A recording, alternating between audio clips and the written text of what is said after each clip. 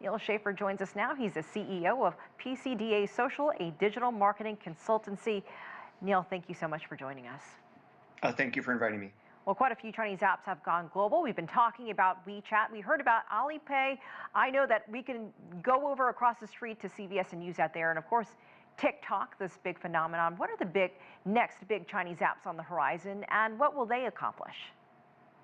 Well, I think we still have a ways to go for these apps to be used by a lot of people outside of China, outside of the Chinese-speaking community, obviously. So TikTok is really the one that has made it big.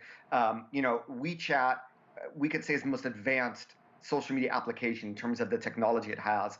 It goes far and beyond any social media app that we have here outside of China. Obviously, Weibo, which is very, very close to Twitter, already has a lot of, for instance, NBA stars, foreign athletes that are participating in it. So, is it a matter of time before Weibo goes global? I think what we're seeing with the growth of social media is social networks are relying on creators. We call it the creator economy. Every social network here in the United States, including TikTok, has these creator economy funds set up. And they're really encouraging people to create content to get on those platforms. And I think those Chinese apps that will work more closely with foreigner content creators to get more of their content on the apps will be able to grow more quickly globally. But clearly, Weibo is one of them. We have Guaisho, which is, live streaming. There's a few others, but I think outside of China, the challenge is still the same. They need to do something to localize, and I think it's going to come with tapping into that creator economy that we have. And we know that trade tensions between the U.S. and China have complicated operations for some of the tech companies behind these apps. Where do things stand right now, and what does the landscape look like for them? Well, TikTok had its moment when President Trump was in office. That has gone away. I think TikTok now, the data centers are hosted outside of China here in the United States. And there has not been any restriction. Since then, I have not even heard any rumor of any restriction. TikTok has become so popular, it just cannot become an unplugged entity here. So I think this is really a role model for Chinese social media apps that want to make it big outside of China.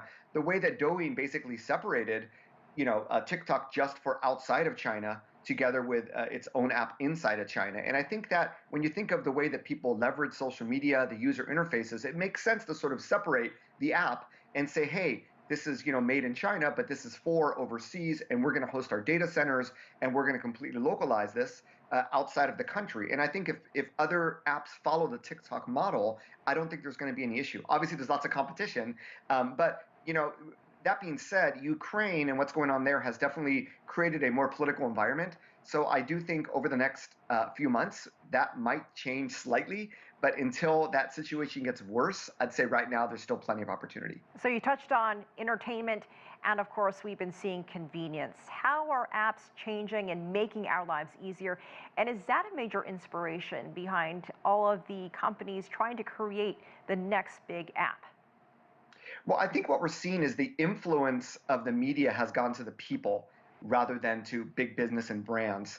If you look at, influencers on TikTok or influencers on many of the Chinese social media apps or here in the United States, they're normal people that are really, really good at creating content that resonates with people. So I think we have the emergence of all these new influencers, all these new media stars that are able to really tap in to the emotions of people, to engage with people. And that's really, growing up, we all watch TV all the time.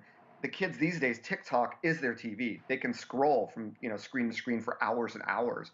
And that's a new reality. And that is a convenience of having bite-sized entertainment with an algorithm that customizes and knows what you want to see. That is something just unheard of until really the emergence of TikTok. So obviously there's a convenience there. You have location-based technology and obviously e-commerce. More and more social networks are trying to copy what WeChat did.